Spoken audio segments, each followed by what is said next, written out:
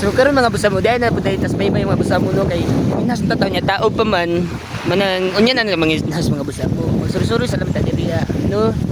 Nga mao to tanawan yung video kay mo suri-suri to. Oh. Pero si Miluyan is busa mo ba? Busa mo nun sa ka busa mo murag na kay problema lagi. Nagtalay ko tong asawa bo. Nagtalay katambag ko. Patamba ka busa mo maminaw magka. Oh, tanawa gunito yung cellphone no, video ko. Para makibaw pa nato mga followers ba. Kibaw pa siya na sa kwarto. Kang unsa man din yung gawayan busa mo nga nang gabuwag. Nang nay. Mo lagi mong giawayan kay angin ras ka lang nag-abot na mo sa bado gamay rang sweldo ang marimit. Oh, at kagamay naman din di ba busa mo. Hindi ko mo na may ngi ay nang gibuwag mo. Di ba ka busa mo tambagat ka. Sa una busa mo ingagip mo ka busa mo. Uy.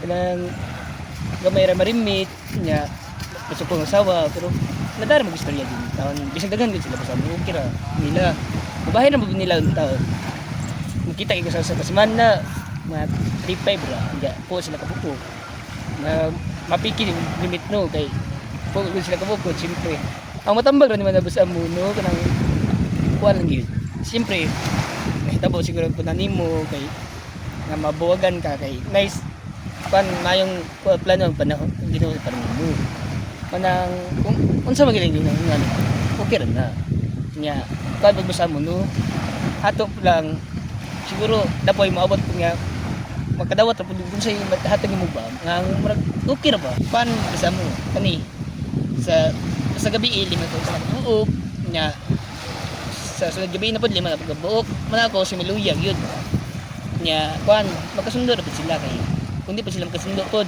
madugon naman sila gisa. Aw mo ba? Kinsa po na sila boss. Nganli daw. Kuan. Sa kuan kadong sa lima ay usa kadlaw lima sila si Maria.